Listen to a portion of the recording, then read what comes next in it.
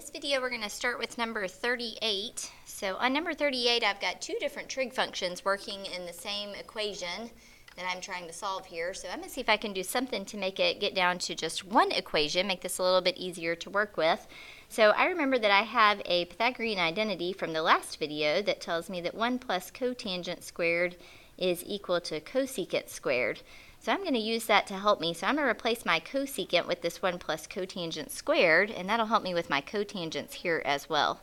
So 1 plus cotangent squared minus cotangent minus 3 is equal to 0. All right, now I'm going to put together my like terms. So I've got some constants here that I can work with. So minus cotangent, and then I've got 1 minus 3 gives me minus 2, or negative 2 of those. All right, now I can do a little bit of factoring with this thing. So just like I factor x squared into x and x, I'm going to factor cotangent squared into cotangent and cotangent. And then my only factors of 2 are 2 and 1.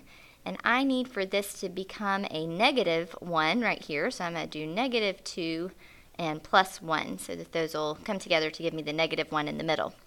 All right, let's take both factors and set them equal to 0. Cotangent x plus 1 is equal to 0 over here. So over here I've got that cotangent x is equal to 2. So x is going to be the inverse cotangent of 2.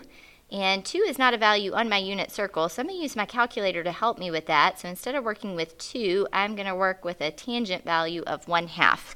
So let's grab our calculator on that one. And with these types of problems, we usually work in radian mode. So let's start by going to mode and switching over to radians. And then I'm going to put in second tangent of 1/2. And let's round that to 3 decimal places. So on this one, I've got 0.464. And it asked me just to solve between 0 and 2 pi. So 0.464 is between 0 and 2 pi. That's a good answer right there. All right, over here on this one, I'm going to say that cotangent x is equal to negative 1. And so x is going to be the inverse cotangent of negative 1. So we talked about this in the last video. Let me see if I can find my inverse stuff in the last video, or 2 videos ago. And so we talked about cotangent having these function restrictions right here. So with that being negative, I'm going to move into the second quadrant.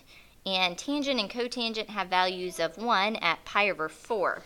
So in the second quadrant, I'm going to call that 3 pi over 4, which is again between 0 and 2 pi. So I'm going to leave that as one of my answers. And then I also want to find the other place where tangent and cotangent are negative 1, since I'm working between 0 and 2 pi. I'm not working with those function restrictions necessarily. So my other place where tangent is negative and cotangent are negative is in the fourth quadrant. So that will be at 7 pi over 4. So that's going to be my answer right there, 3 pi over 4 and 7 pi over 4. Okay, on number 39, we're still solving equations here between 0 and 2 pi. So in this one, I'm going to work with my secant squared minus 1 is equal to 0. So a couple of different ways to start this one. We could use our Pythagorean identity on this one, or we can start just by trying to get x by itself. And that's what I'm going to do. I'm going to add that 1 over to the other side. And then I'm going to take the square root of both sides. Be careful when you do that. Over here, you're going to get plus n minus 1. So now I'm going to break that apart into secant x is equal to 1 and secant x is equal to negative 1. All right, so this is going to be the inverse secant of 1, and rather than work with secant, I want to work with cosine. When I flip cosine over, or flip 1 over, I still just have a 1 right there. So I know that I have cosine values of 1s and 0s on my quadrantals. Let me get my quadrantal labels on there for my unit circle. So I have a cosine value of 1. Cosine is x, so that's going to be right there at 0 pi.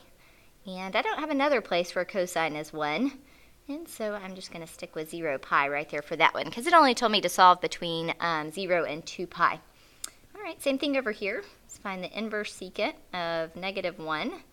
And so that's going to be the inverse cosine of, again, flip that upside down, negative 1 is negative 1 flipped upside down. All right, so the only place that I have a negative 1 for x is going to be right there at pi. So just 2 answers for that question. Okay. Okay, on number 40, we are working with one that is going to have, oh, this is going back to a prove question. Change pieces of paper. Okay, so this is kind of like our simplify questions that we had up above. So always a lot of different ways to work this one. Pick a side to work on. Try not to change both sides at the same time. And I'm going to start this one by changing everything into terms of sine and cosine. So I'm going to change secant into 1 over cosine. And I'm going to change, oops, my X got kind of funny there. I'm going to change tangent into sine over cosine.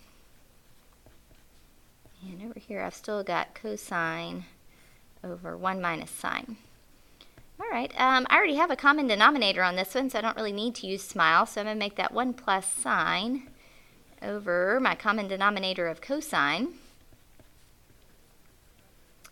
And next I'm going to do something that I don't really love to do, but I am going to go ahead and cross multiply on this one. So I'm not using smile. I'm actually going to go ahead and cross multiply. And when I multiply these together, that's going to give me a difference of squares. So 1 times 1 is going to give me 1. And then this would give me negative sine and positive sine, and they're going to cancel out. So I'm going to end up with minus sine squared on that. And then over here, I'm going to multiply cosine times cosine, and that's going to give me cosine squared. So now a couple of different things that you could do, but I know that sine squared plus cosine squared is equal to 1. So I know that cosine squared is equal to 1 minus sine squared. And so you can do this one of 2 ways. I just subtracted my sine over to that side. You can replace either one, but I'm going to say that 1 minus sine squared is equal to cosine squared. And so I have cosine squared is equal to cosine squared. And on those proof questions, that's what it's trying to get you to do, to make one side be equal to the other side. Okay, on 41, I'm going to use a graph to help me with this one. We're going to have a calculator. So I think that this would be the best way of working with this one. It asked me how many solutions there are. They didn't tell me where to look, but usually for a question like this, if I'm working with a period, with cosine, I'm working with a period of 2 pi. So I'm going to look at my calculator between 0 and 2 pi. And again, make sure that we're on radian mode. So grab your calculator, and I'm going to start by putting all of that into y equals. So I'm going to put in the cosine of 2x times 2 cosine x plus 1. And don't forget to close those parentheses around that. And again, make sure you're in radian mode. So let's go to window, and I'm going to set my window from 0 to 2 pi. And when I put in 2 pi, it's going to change it into that decimal of 6.28. And then I'm just looking at my x-axis to find out how many solutions. So that's going to be from negative 2 to positive 2, or negative 1 to positive 1 for your y's. And let's take a look at the graph.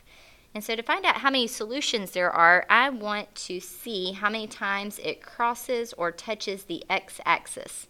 So this one is actually a little bit big. Let's see if we can get a little closer and see if those right there are crossing or just touching. So let's go and look at, say, negative 1 to 1 on the y's. And when I do that, ooh, we'll see it cross right there. And it crosses right there too. It goes above and comes back down. So I've got 1, 2, 3, 4, 5, 6 solutions to this problem. So on this one, it didn't ask me to find them. It just asked me how many solutions do I have. All right, on 40, we'll start with 42 on the next video. I'm about to run out of time.